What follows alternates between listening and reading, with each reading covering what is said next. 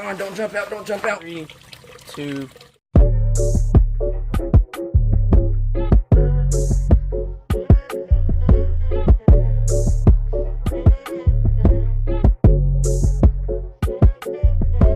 What is up, you guys? Welcome back to another video, and today we're going to be putting the gar into the koi pond. We're also going to be giving you guys an update on the new koi and the new baby red tail. But first, I would like to give a quick shout out to Luann Nelson. Now, before I tell you why I gave this kid a shout out, it's not an old lady, it is a kid. Basically, from now on, I'm just going to start giving random shout outs to people who are very supportive of the channel, who are commenting on every single video, dropping a like, watching all my videos and stuff like that. I know there's some other people out there that are the same, doing the same thing as this kid, and being very supportive of my channel. Don't worry, your shout out is coming. Just continue to be very active on the channel, and you will get a shout out eventually. So this kid has been commenting on every single one of my videos, dropping likes, commenting good things about my videos, and that is what I like to see. I like to see every single one of you guys that drop comments on the videos. I love to read every single comment, and if you have any questions, I do respond back to you. He actually asked me for a shout out a few weeks ago, and don't think just because you ask for a shout out means you're gonna get the shout out. I'm not just gonna give you a shout out just because you ask for a shout out, Actually be supportive of the channel. Anyways, let's get on with today's video. So you guys, the koi is actually up under the rock cave right there. He's just chilling up under there. I think he'll come out more when I actually get 1 or 2 more koi in there. I'm gonna get at least a total of 3 more koi in there, and we get a pleco, and then obviously we're moving the gar in there today. So yeah, it is getting a little bit cloudy right here. It only takes a few days for it to get kind of cloudy, and then about after a week or so I do a water change on it, which is about the same time that I do a water change on the big tank. But actually, the reason why I normally do water changes on the big tank frequently is because of the big piece of driftwood in there.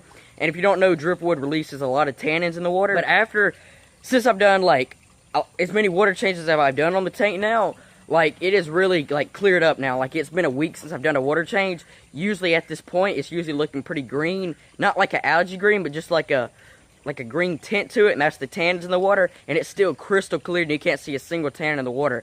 So I think that I'm finally starting to get all the tannins soaked out of the driftwood. Yes, there's the gar chilling back there in the back. Don't worry, nothing's wrong with them. That's what gar do. They do just kind of sit there like that. Also, I do want to clarify something real quick. Some of you guys might think that I'm just getting all the stuff and I don't really know what I'm doing. You guys, I've only been on YouTube for about 8 months now.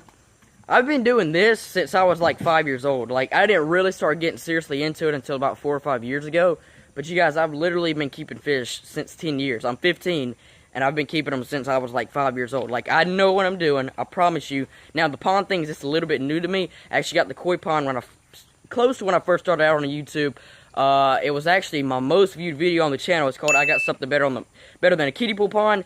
And you guys may have saw my channel and got to my channel through that video. So yeah, you guys, I've actually been keeping the kiddie pool pond thing for about 2 years now. So I've been doing that for a little while. The koi pond thing is a little bit new to me, and obviously, as you guys know, I really didn't really set it up till about a month ago. So yeah. So yes, let's go ahead and head inside and get a little check up on the red tail. Alright, you guys, so I'm an idiot for this. I just went inside and I totally forgot that I'm here by myself, which means I do not have a key out to my fish room. So we can't go there to the red tail, but I can show you guys my rod and reel arsenal if any of you guys would like to see. I don't think I've ever showed you guys every single one of my reels. So this right here is probably my biggest rod right here. It's a pin, just big saltwater deep sea fishing reel basically, but you can do inshore fishing with it as well, like kayaking, baits out and stuff like big redfish and sharks, stuff like that.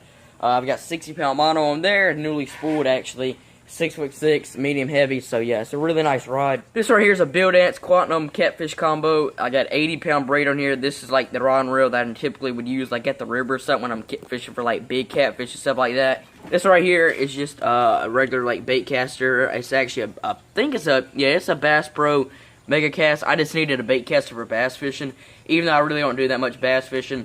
And I just split it up with some 30-pound braid, so yeah. And this rod and reel right here, you guys have seen before in many of my videos, where it's basically a rod and reel that I can use for, it's a catfish rod and reel. I can use it in the pond, or I can use it at the river, stuff like that, for bigger catfish as well. This right here is the trolls pole, so yeah, I'm just keeping it on this right here, keeping it out of harm's way until the troll comes back over here to get it. And then this is the other sea line. You guys all know about this. If you don't, well, long story short, it got pulled in when I was bait fishing, so yeah, that sucked. And you would know that this is the one that is not quite as good. It has a few issues, This is bent a little bit right there, but that's not too big of an issue. I got to spool some more braid on it. It's got 65-pound braid. I've always put 65-pound braid on these rod and reels. I don't know, that's just what I like to keep on here. But I probably should put some like 40 or 50 on here so I can have a little bit more line. And this right here is one of my newest reels, rod and reels right here. This is another pin, but this is a spinner reel. It's got 30-pound braid on it, so it has a lot of line. It's an 8-foot rod, medium heavy, so it is more of a surf casting rod.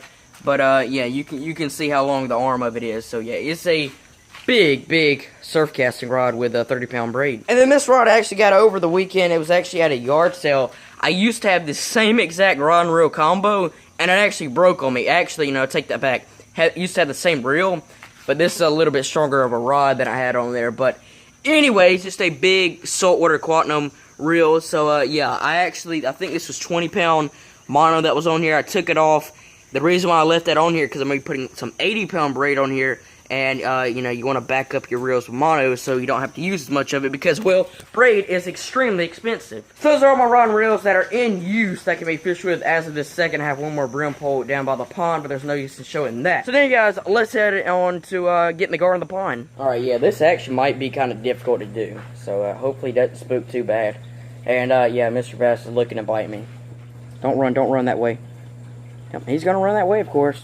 Oh, yep, there you go. Back out. There you go. Just like that. All right, you guys. We got him right here in the net. Let's go. Take him in to the pond. Don't jump out. Don't jump out. All right, you guys. Here we go. 3, 2, 1. And there's the gar. Oh, my God. Oh, okay. He was stuck there for a minute. There he is. Right there into the pond. The gar should settle in just fine. Hopefully he didn't get spooked out by too much of anything, and hopefully he doesn't jump out, and hopefully nothing gets to him. But yeah, we should start feeding the gar easily within a few days or so. It's been hard for him to eat in that tank because the only thing gar will typically eat, unless you have like a big one, they'll only eat like live food. They'll only eat like minnows, goldfish, and that kind of stuff. So yeah, he's had a hard time getting any food in that tank. That's why I moved him in here, because of obviously the bass eats up everything in there and like will continuously just stuff himself. But anyways, guys, that is the end of the video. I hope you guys enjoyed the video. If you did, please be sure to drop a like on the video. Make sure you guys subscribe if you're new to the channel. Like I said, you guys continue to just comment on my videos, watch every single one of my videos, drop likes on them, and you will get a shout out. It won't be like in every video that I give a shout out, but it'll be pretty frequently, as long as you guys, you know, staying active on the channel. But anyways, guys, with that being said, guys, I will see you all in the next video. Peace.